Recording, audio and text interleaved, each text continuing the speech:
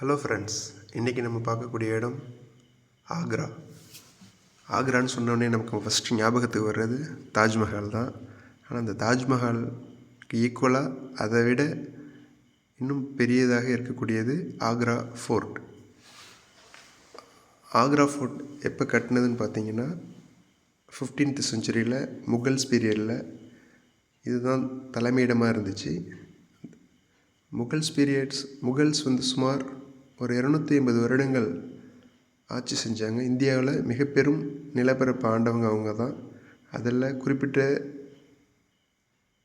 குறிப்பிட்டு சொல்லப்போனால் இந்த ஆக்ரா ஃபோர்ட், ஆக்ரா ஃபோர்ட்டுக்கு முன்னாடி ஃபேட்பூர் சிக்ரி அப்படிங்கிற ஒரு இடம் இருக்குது. அது ஆக்ராலேருந்து சுமார் 40 கிலோமீட்டரில் இருக்கும். அதை ஒரு வெற்றியின் கொண்டாட்டத்திற்காக அக்பர் அவங்க தான் அதை கட்டுவாங்க. ஃபேட்பூர் சக்ரிக்கு பிறகு இந்த ஆக்ரா ஃபோர்ட் கட்டினாங்க. ஆக்ரா ஃபோர்ட் முழுவதுமாக ரெட் சாண்ட்ஸ்டோனால் கட்டப்பட்டது. நம்ம ஊரில் தமிழ்நாட்டில் பார்த்தோம் அப்படின்னா நம்ம கிரானைட் என்று சொல்லக்கூடிய கருங்கற்களால் தான் கோயில்கள் மிக பழமையான கோயில்கள்லாம் கட்டியிருப்போம். ஆனால் அங்கே ஆக்ராவில் எப்படின்னு பார்த்தீங்கன்னா ரெட் சாண்ட்ஸ்டோன்ஸ் தான் உங்களுக்கு அங்கே அவைலபிலிட்டி இருந்திருக்கு. அதனால் அதை மிகவும் அழகாக கட்டியிருப்பாங்க. ஃபோர்ட் அப்படின்னா கோட்டை அப்படின்னு சொல்லக்கூடிய அதுக்கு ஒரு முன்னுதாரணமாக இருக்கக்கூடியது இந்த ஆக்ரா ஃபோர்ட். நம்ம தமிழ்நாட்டில் பார்த்துக்கிட்டோம்னா ஃபோர்ட் அப்படின்னு சொல்லக்கூடிய நம்ம கோயில்கள் தான் அதிகமாக இருக்கும். கோயில்கள், சிற்ப வேலைப்பாடுகள், கோயில்களை தான் நமக்கு ஒரு பெருசாக சொல்ல முடியுமே தவிர கோட்டைகள் பற்றி சொல்கிற அளவுக்கு தமிழ்நாட்டில் ஒரு பெரிய இது இருக்குது. இருந்தாலும் இந்த ஆக்ரா ஃபோர்ட் அளவுக்கு எதுவும் இல்லை. அந்த ஆக்ரா ஃபோர்ட் அப்படிங்கிறது அந்த முகப்பே பார்த்திங்கன்னா இன்றைக்கும் சிதிலமடையாமல் ஒரு கம்பீரத்தோடு இருக்கும். அதன் பிறகு அதன் உள்ளே போனோம் அப்படின்னா அதற்கு உள்ளே ஒரு மிகப்பெரிய ஒரு நுழைவு வாயில் போல் மிகப்பெரிய கோட்டை மாதிரி ஒரு அமைப்பு இருக்கும். அதை தாண்டி தான் உள்ளே போகணும். இந்த கோட்டை அப்படின்னு சொல்லக்கூடனா இது உள்ளே போனோம்னா நிறைய விஷயங்கள், நிறைய மண்டபங்கள், அப்புறம் பொதுமக்கள் தங்களை குறைகளை சொல்கிறதுக்கு மாதிரியான இடங்கள் மற்றும் மசூதிகள், இன்னும் ஒரு பீரியடில் அக்பருக்கு பிறகு பார்த்திங்கன்னா ஜஹாங்கீர், ஷாஜஹான், ஹுமாயூன் அதுக்கு முன்னாடி இருந்தவர், இவங்களாம் ரொம்ப முக்கியமான வேலைகளை இதில் செஞ்சுருப்பாங்க. அதுவும் குறிப்பாக ஜஹாங்கீர், அதற்கு பிறகு ஷாஜஹான் தான் அதிகமான இந்த கோட்டைக்குள்ளே நிறைய அவரும் சில விஷயங்கள்லாம் இதில் செஞ்சுருப்பார். இன்னொன்று சொல்ல போனோம் அப்படின்னு பார்த்திங்கன்னா இந்த ரெட் ஸ்டோன்ஸ் ஒரு கோட்டை மாதிரி கட்டுவதோடு மட்டும் இல்லாமல் நிறைய சிற்ப வேலைப்பாடுகள், ஒவ்வொரு விஷயங்கள்லையும் அவங்க இன்றைக்கி எப்படி நம்ம ஒரு மரத்தில் ஒரு ஜன்னல் அப்படின்னா அந்த மரத்தில் நிறைய அதில் செஞ்சிடலாம். ஒரு மரத்தில் நம்ம ஜன்னல் மாதிரியான விஷயங்கள்லாம் செஞ்சிடலாம். ஆனால் அவங்க பாறையிலே அந்த ரெட் சாண்ட்ஸ்டோன் அந்த பாறையிலே மரத்தில் செய்யக்கூடிய விஷயத்த சுமார் 500 வருடங்களுக்கு முன்னாடி பாறையிலே செஞ்சுருப்பாங்க. அது பார்க்குறதுக்கு அந்த கிராதிகள் மாதிரி, இன்றைக்கி சிமெண்ட் கிராதிகள் அப்படின்னு சொல்கிறோம்ல, அதெல்லாம் பார்த்திங்கன்னா நம்ம ஈஸியாக இன்றைக்கி மோல்டு வச்சு செஞ்சிடலாம். ஆனால் அவங்க இன்றைக்கி எல்லாமே கையாலே செஞ்சுருப்பாங்க.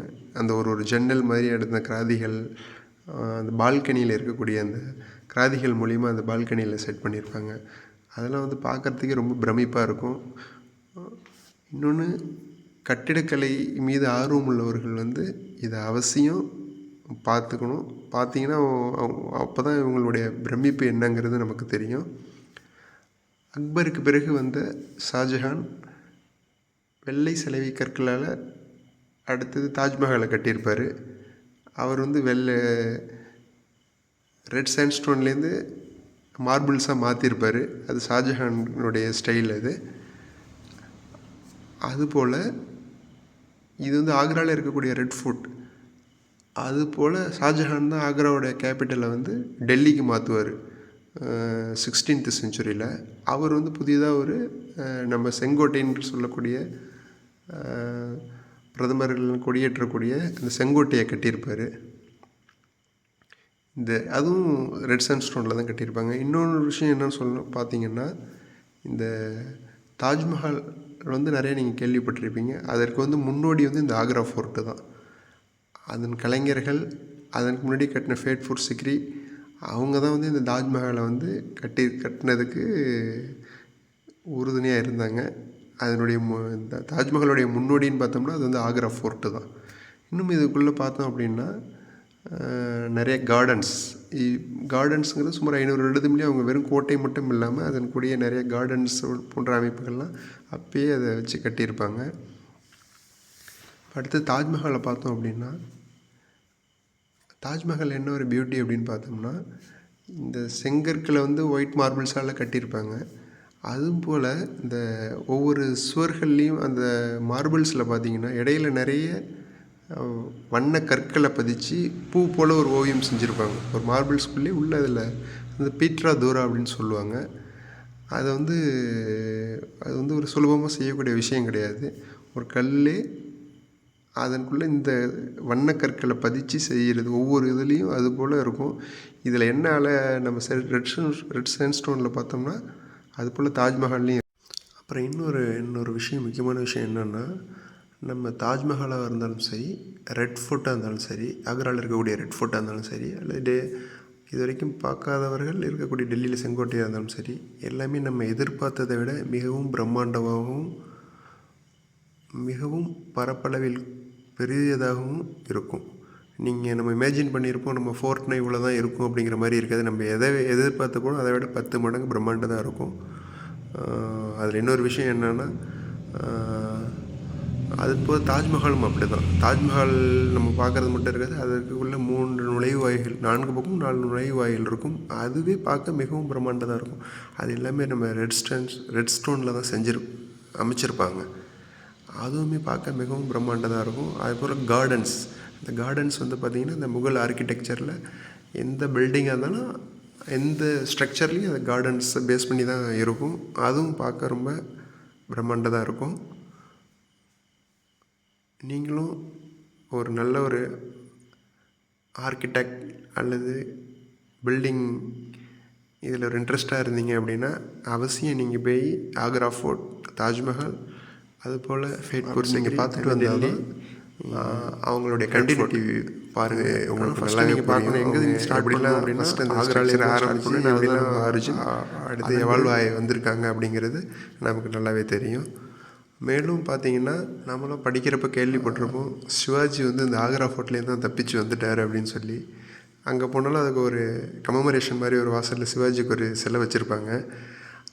அப்போ நம்ம அந்த ஆக்ரா ஃபோர்ட்டுக்கு போயிட்டு வந்து உள்ளே பார்த்துட்டு வந்தால் தான் தெரியும் எப்படிடா அவர் இதுலேருந்து தப்பிச்சார் அப்படின்னு. ஏன்னா அவ்வளோ ஒரு பிரம்மாண்டமாக ஒரு சின்ன ஒரு எறும்பு கூட அதுலேருந்து வர முடியாது, அந்தளவுக்கு ஒரு பாதுகாப்பும் மிகவும் பிரம்மாண்டமாகவும் அவங்க செஞ்சுருப்பாங்க. கண்டிப்பாக அவசியம் வந்து ஆக்ரா ஃபோர்ட்டை நீங்கள் யாரும் மிஸ் பண்ணாதீங்க. ஆக்ரா ஃபோர்ட்டை பாருங்கள், அதுபோல் தாஜ்மஹாலையும் பாருங்கள். அதுபோல் அடுத்தது டெல்லியில் இருக்கக்கூடிய ரெட் ஃபோர்ட்டையும் பாருங்கள். இது 3 முகல்ஸுடைய ஒண்டர் அப்படின்னு சொல்லலாம். ஷாஜஹான் மற்றும் பாபர் தான் இதில் முக்கியமாக இது ரெண்டுத்துக்கு இந்த கட்டிடக்கலைக்கு அதிகமான பெருமை சேர்த்தவங்க. அதன் கூட அவுரங்கசீப் மற்றவர்கள்லாம் வந்து ரூல் பண்ணியிருப்பாங்களே தவிர கட்டிடக்கலைகளில் அந்தளவுக்கு ஆர்வம் காமிச்சிருக்க மாட்டாங்க. அவசியம் நீங்கள் எல்லாருமே போய் இது 3 விஷயத்தையும் பாருங்கள். இந்த வீடியோ பிடிச்சிருந்தால் நீங்கள் சப்ஸ்கிரைப் பண்ணுங்கள். தேங்க்யூ.